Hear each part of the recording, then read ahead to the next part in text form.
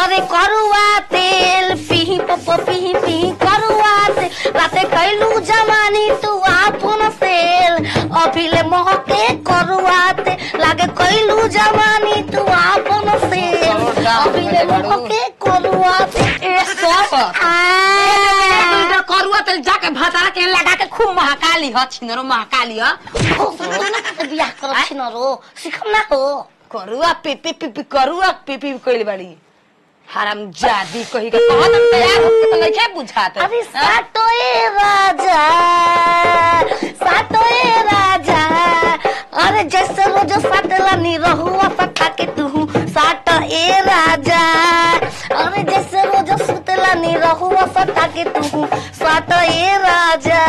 ए भूसड़ो जाके भातारा घरे फेविकोल गिरा के सुते के बेरी में ऐसा सट जे दिनो रात हटबे मत करिया न हटिया हो ऐसे तो बियाह करते खूब सट ही खाती छिनार अनजान में तो एक खतियान के पेड़ पर से उतार के नीचे ले आओ मारे खाती भोसरी मारे खातना तैयार खेले जाता है कहां तैयार कहां जी खेले तोरा के देखे वाला रानी देख नहीं सकती ठीक हो तैयार तो हो कितना सुनो आप कास को ना छिनो बिंदी लगा लो पाउडर लगा लो चमकबू चांद लगा के खाली सटाइला से बियाह तो हो जाई टिका जेबू जब तक टिकाबू ना तब तो सटे के ना मिली ना यार संग रोज सटो तई तबे तो बियाह को तू भूसरो यार संग में पकड़ाई बनी। अरे रानी बतिया हो कनी के सामने मत कहीं तो पास दे थूक के पट लेना भाग जैसा देखे जाओ ना तो हिता के सामने बियाह होय छिनारो देखिए फरारी टिका के जाम डोली में भटका तो घर में चल ओमा पापा मैं सुतो बस कोई नहीं के सुतल खुश चल हरामजादी डाह के रखले बे ये पूर्व के काली माई ई सोवत के सटे सटाव के जितना मन बनू टिक देता नहीं टिक के 2-4 साल छोड़ दे खूब सटा रही है ओई जे। ए बाबूजी बा चुपा ए बाबूजी दूसर बियाह मत कर क्या है ना बियाह करे ससुर के नाते ऐसा ही हम रही तो बियाह कर तो ठीक बा का है लड़का वाली जमीन वाला दादा हमारा हिस्सा हो जाई आज बियाह भइला ससुर के नाते पूरा लंबा सोचे लगला ऐसा ही हमार जवानी खटखटा था पहले बियाह हो जाए दे का होई ना होई माई के संग तू मर गो रहता ये दिन दशा देखाव तल चुप आगे नहीं जा राम राम बड़ी लेट में वाला कौन कदनी जावे में जी बसिया वाला परेशान कदना शेरवानी वरवानी पिहीर के ठीक ठीक ठीक ठीक जानत नहीं अब लड़की जे ही हम देख ले जदे पसंद होते यही लगले अब सेदू डाल दे मांग में अरे ई का हो गइल बा कोनो बात नहीं के कोनो बात चल आई जा बैठी जा देख बिलाई ने रास्ता मत काट समझ ना भर हर एकदम परेशान करता आइल बले ठीक बा खेतवा में हमारा नाम लिख दियो। हाँ पहले बियाह हो जाए दे सुहागो रात बन जाए दे तब तोरा लगे सुहाग रात मना लेबा कुछ होखे वाला हो जीता होई अब अगर तोरे ऐसे ऐसे कहबे बात ना तो एगो ना एक एकदम 12 गो दर्जन लड़का कर दे साल में 12 गो साल में नहीं 12 साल में 12 गो लड़का कर दे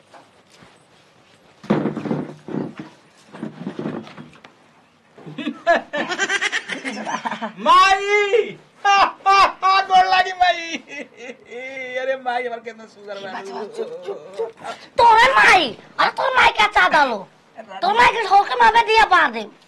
और बाबू से बियाह होता तो माई ना कहम हाँ बचवा कोरे बात अलगा रानी अलगा खा रानी दामाद जी हाँ हां से प्यार से खियाई खाई दो रानी पैसा बाबा खा गाय लगती है ए पैसा बा हाँ पैसा दे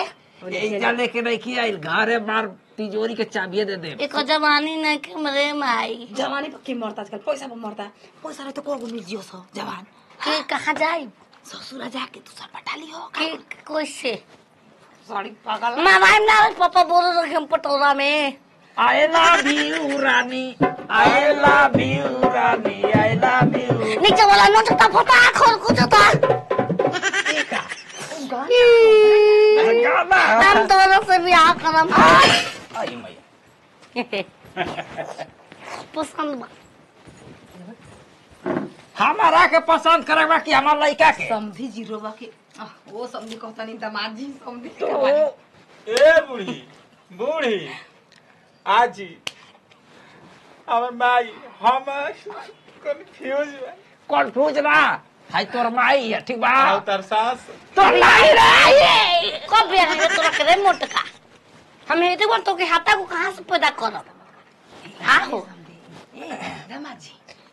आप शांति रहे हम तू शांति रह रास्ता मत दिलाई नहीं काट तोरा के लिया के हम पछता तो अकेले आई जाती तो बढ़िया वो ये कर मत भागा दियो बोले भागा नहीं रहे तो लइका ना देखा तो के फुलवा के रानी नियन बना वो सारे कबे तो जग बच्चे बोल तो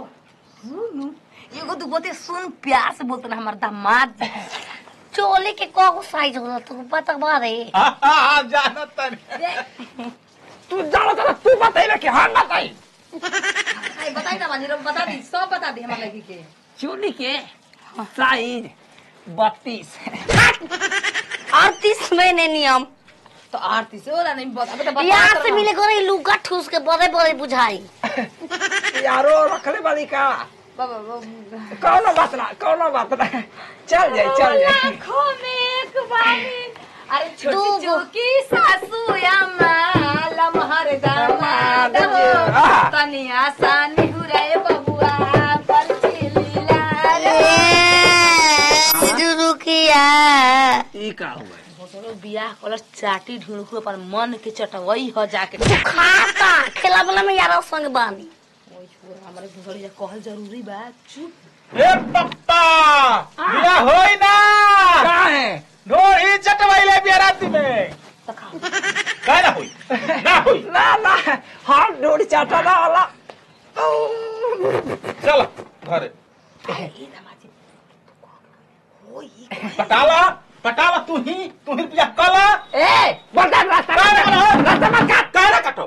हम ना हो। दुनिया बानी नया छोकरी भी रे कनीर रनिया को चुमा दे रे बालू ओरी कहाँ पर ब्याह कर भोसरी के कर हमार लगी तैयार पिया तैयार बनी हां रहा हमार लगी कमरिया कि जाई सब सोचले रानी खेला बानी गोर बाली सावन गोर बाली दाएं और बाएं के हिले तो लागे बेटा दाएं और बाएं के हिले तो लागे है तो दोनों इंडिकेटर है तो दोनों इंडिकेटर है तो दोनों इंडिकेटर है तो दोनों इंडिकेटर यार वो सत भतरी बिया अरे कुछ भी हो हम कर खाना की पसंद पैसा दे बा 1 रुपया ना देलस अरे छिनरी तो रुक जेबी उतर गई कमरिया के तो लात मारम हम संभाल ले का बात बदमा दिला को ऊपर करो ये तरह था वा ओए वो पानी ओए वो भैया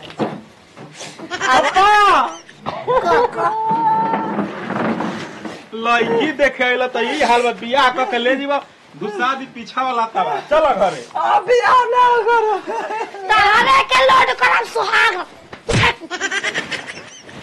एक कास कर भो हम ना कर कास रे अरे भोसड़ी दिन भर नीचे नोचे तो कुल पापा पहने बा ये मेरा बूढ़ बता कैसन पहनी ओसन धोती नीचे पहले मैं ऊपर शेरवानी पहले बा तो हरा के ना उहो ठीक थी तो बहुत बड़ी बात बार पाग हम बियाह करब हो हर के देख रही का अपने देरी में लोकना बाहर के जवान राजकुमार नाम नहीं करो